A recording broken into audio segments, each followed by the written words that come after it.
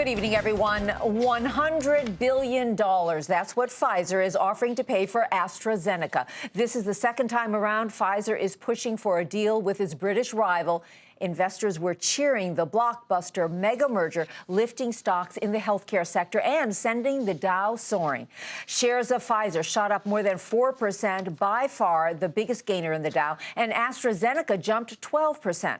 While this pharmaceutical deal may be huge, it's not a done deal yet. AstraZeneca has already rejected the offer and an earlier approach from Pfizer, saying the $100 billion cash and stock offer is too low and that it undervalues the company. We took a look at what combining these two companies mean to the pharmaceutical industry and what's at stake for Pfizer and AstraZeneca. It's the kind of deal that doesn't come around too often. 14 years ago, Pfizer paid $85 billion to buy Warner Lambert. That was the biggest healthcare combination ever. And since the recession, there's been only one other deal this big: Verizon's $130 billion buyout of Vodafone's stake in Verizon Wireless. But right now, healthcare is where the action is. $150 billion in deals so far this year, and almost $90 billion last week alone, when activist investor Bill Ackman engineered Valiant's $45 billion offer to Botox maker Allergan. I think more of it will happen. I don't see a lot stopping it now. We've seen a huge wave of consolidation over the last 12 months. So why is all this happening now?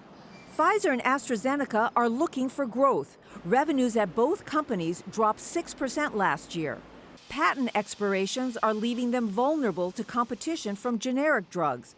And a merger could help them cut costs, while Pfizer would also add AstraZeneca's huge portfolio of cancer drugs to its roster.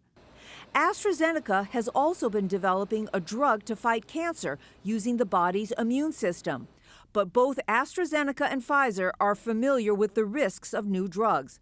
There's the hope they will deliver huge profits, but the reality in recent years has been weak sales. I think the main thing that really drives this and makes sense to us is the cost cutting, and there isn't a lot of overlap in the pipelines either. So there is some synergy in the pipeline, and there is some potential here to get better growth despite bringing together two entities with relatively slow growth outlooks. As with all mergers, there are also tax issues. This one lets Pfizer put some of its billions of dollars in overseas cash to work. Bringing that money to the U.S. would result in a giant tax bill. Pfizer's proposed takeover of AstraZeneca and its plans to base itself in the United Kingdom is once again raising questions about whether the U.S. tax rates are too high and maybe pushing American businesses to move overseas. Eamon Javers has more. It's an iconic American company, and it's been headquartered in New York since its founding in a red brick building in Brooklyn in 1849.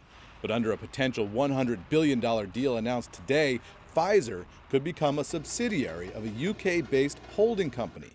The deal would be what tax experts call an inversion, in which Pfizer acquires UK-based AstraZeneca and then incorporates the combined company in the UK, even though it says it'll keep Pfizer's headquarters in New York. Pfizer, which reported an effective tax rate of 27.6% in 2013, will be able to take some advantage of the UK's 21% rate. And as an added bonus, Pfizer will likely be able to shield its $69 billion offshore cash hoard from U.S. repatriation taxes. The move could save the company millions in taxes, but critics say it's simply not right. I think like probably the average American who hears about this sort of deal looks at this as a company that at some level is renouncing its American citizenship in order to engage in tax avoidance to boost their bottom line. It smells bad because it is bad. Others say companies have no choice but to play the global tax game because U.S. taxes are punitively high. This is an embarrassment to the U.S. Congress and U.S. administrations. We've had a corporate tax code that has been out of step with our competitors for decades now. We're losing Pfizer, we've lost Anheuser-Busch, we've lost the New York Stock Exchange. At some point, it's time to wake up and get an internationally competitive tax system. The company says it has to take advantage of the most efficient tax structure it can, and a spokesman emphasizes it will still pay taxes on its corporate activities inside the United States. These inversions are becoming more and more common. In December, Michigan-based pharmaceutical company Perigio bought Irish company Elan and re-domiciled in low-tax Ireland. And in May, activists bought Warner Chilcot in another Irish inversion deal. The companies save hundreds of millions of dollars at a time the U.S. government is struggling with significant deficits. Tax inversions are under fire here in Washington, where the Obama administration has proposed in its latest budget to do away with most of those transactions. Now, it's not clear whether that could pass up on Capitol Hill, but it is a sign that politicians here are paying attention. For Nightly Business Report, I'm Eamon Javers in Washington. For more analysis, we turn now to James Hines. He's professor of law at the University of Michigan. Professor Hines, where do you stand on this issue? Are high U.S. taxes forcing companies, turning American companies away? No doubt about it. Our taxes are much higher than those in Britain and most of our competitor countries. So this is the inevitable consequence. Could this, Professor, be the kind of deal that the Travelers merger with Citicorp was back in the 1990s? In other words, the deal that causes laws to change. There's been agreement for a while that we need to change our laws. The issue is timing. You know, at what point is the United States going to kind of wake up and adopt a tax system more like that in Britain or Germany or places like that? But, Professor, there's this seems to also be a debate on, even if they change the taxes, even if they make it desirable for the American companies to bring their overseas money back to the U.S., it doesn't necessarily mean that they're going to invest it here to boost our economy and hire more people. Do you agree with that? It may not happen immediately. Look, when profits come home from abroad, companies will use them for all sorts of purposes. But in the long run, allowing a more efficient reallocation of resources within the companies can only be good from the standpoint of productivity that leads, ultimately to economic opportunity. What, Professor, is at the heart of this technique?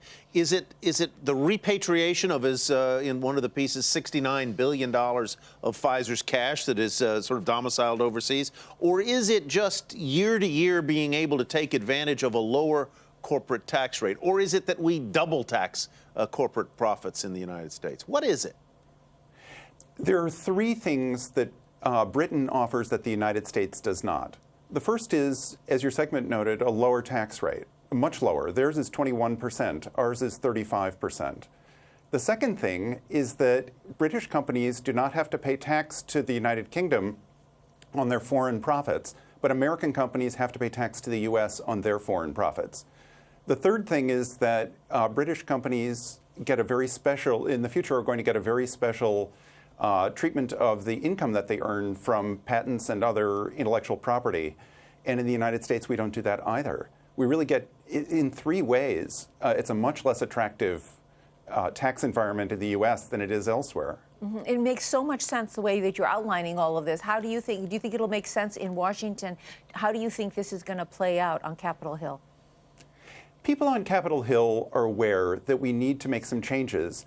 And there's even some agreement among Republicans and Democrats on this. Of course, they differ on the details, and they have to iron out compromises on that.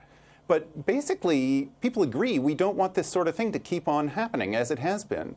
And in order to do that, we have legislation that's already been much discussed that probably would make some good steps in that direction.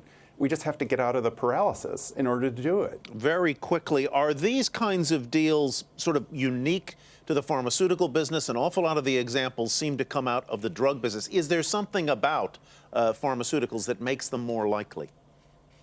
There is, in that they make a lot of profits, and they make them a lot of profits overseas in low-tax jurisdictions and have a lot of intellectual property. But, you have other high-tech firms like Applied Materials did the same sort of deal. All right, interesting conversation. Thank you so much. James Hines, professor of law at the University of Michigan.